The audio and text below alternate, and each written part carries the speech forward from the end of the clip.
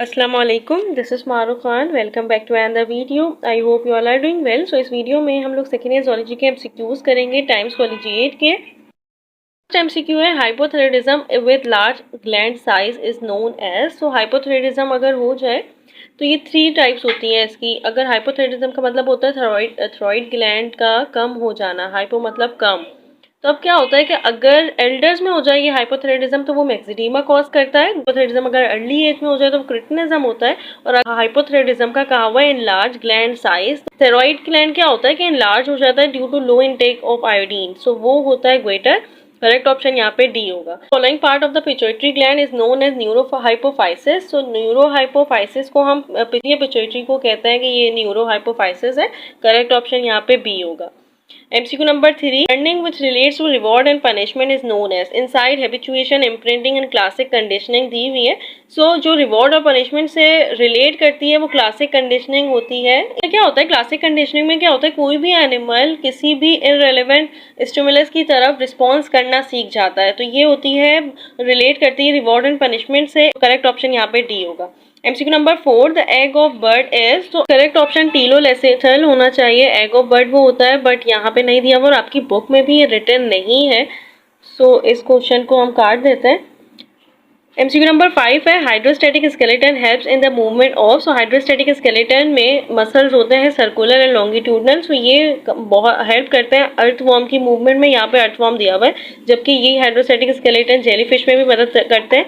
Hydra planaria इम्यूबा, तो ये hydrostatic skeleton इसमें मदद नहीं करते, अर्थवॉर्म की मूवमेंट में हेल्प करते हैं। करेक्ट ऑप्शन यहाँ पे ए होगा।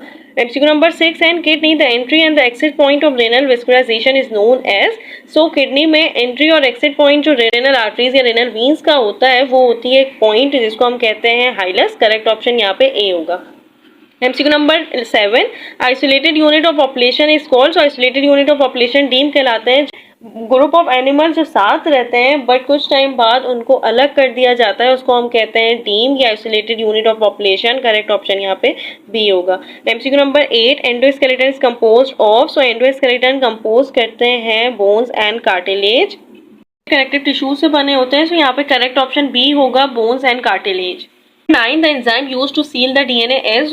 एक होता है रिस्ट्रिक्शन एंजाइम और एक होता है लाइगेज। जो सीजर की तरह एक करता है वो होता है रिस्ट्रिक्शन एंजाइम और जो सील करता है वो होता है लाइगेज। करेक्ट ऑप्शन यहाँ पे सी होगा। The enzyme used to seal the DNA is called ligase. MCQ number 10, Treponema pallidum causes. Treponema pallidum cause करता है सेफाइलस। ये एक होता है बैक्टीरिया जो कॉज करता है सेफाइलस को। करेक्ट ऑप्शन यहाँ पे सी होगा। MCQ number 11, chicken pox is cause by. Chicken pox cause होता है वायरस से जिसको हम कहते हैं varicella zoster virus. Correct option यहाँ पे ए है। MCQ number 12, corpus luteum produce करता है प्रोजेस्टेरोन जो एनहेंस करता है, मेंटेन करता है growth of the corpus lining जिसको हम कहते हैं एंडोमेट्रियम की। यूट्रस की जो एंडोमेट्रियम होती है उसको, उसकी ग्रोथ को एनहेंस और मेंटेन करता है। यहाँ पे करेक्ट ऑप्शन डी होगा। MCQ number 13, struggle between the individuals of same species having similar needs as. वो इंट्रा होती है सेम स्पीशी में और डिफरेंट स्पीशी में इंटर होती है। करेक्ट ऑप्शन यहाँ पे ए है। MCQ number 14, which of the following disease involves chromosome number 4 and autosomal dominant condition है। ये आपके पास बायोटेक्नोलॉजी दिया हुआ है चैप्टर, उसमें आपको बताया हुआ है सिस्टिक फिब्रियोसिस और हंटिंगटन डिजीज का। ये होती है हंटिंगटन डिजीज क्रोमोसोम नंबर 4 पर, ये ऑटोसोमल डोमिनेंट कंडीशन होती है, जबकि cystic fibrosis autosomal recessive condition है। करेक्ट ऑप्शन यहाँ पे सी है। Region where the impulse move from one neuron to another है। वो रीजन जहाँ पे इम्पल्स मूव करती हैं एक वन न्यूरॉन से दूसरे न्यूरॉन की तरफ, वो साइनेप्स होती हैं। न्यूरॉन ये रीजन होता है साइनेप्स। करेक्ट ऑप्शन यहाँ पे ए होगा। MCQ नंबर 16 है, which of the following organism perform excretion through metanephridia. यहाँ पे एक्सक्रीशन जो मेटानेफ्रीडिया के जरिए होती है ना वो परफॉर्म होती है अर्थवॉर्म में। इसमें ही नेफ्रोस्टोम और नेफ्रिडियोफोर्स होते हैं। करेक्ट ऑप्शन यहाँ पे ए सी होगा, अर्थवॉर्म। अर्थवॉर्म के पास एक कंबाइन एक्सक्रीटरी और ऑस्मो रेगुलेटरी ऑर्गन्स होते हैं जिसको हम कहते हैं मेटानेफ्रीडिया, सेगमेंट में अरेंज होते हैं। यहाँ पे करेक्ट ऑप्शन सी है। MCQ नंबर 17 है, रिपिटिस्टियन वॉज रिपिटिस्टियन वॉज अ प्रिमिटिव एम्फीबियन। इनको एम्फीबियंस का प्रिमिटिव एंसेस्टर कहा जाता है क्योंकि एम्फीबियंस की लिप बोन एग्जैक्टली सिमिलर थी रिपिटिस्टियन से, इसलिए इनको कहा जाता है कि ये एंसेस्टर्स थे अर्ली एम्फीबियंस के। करेक्ट ऑप्शन यहाँ पे ए होगा।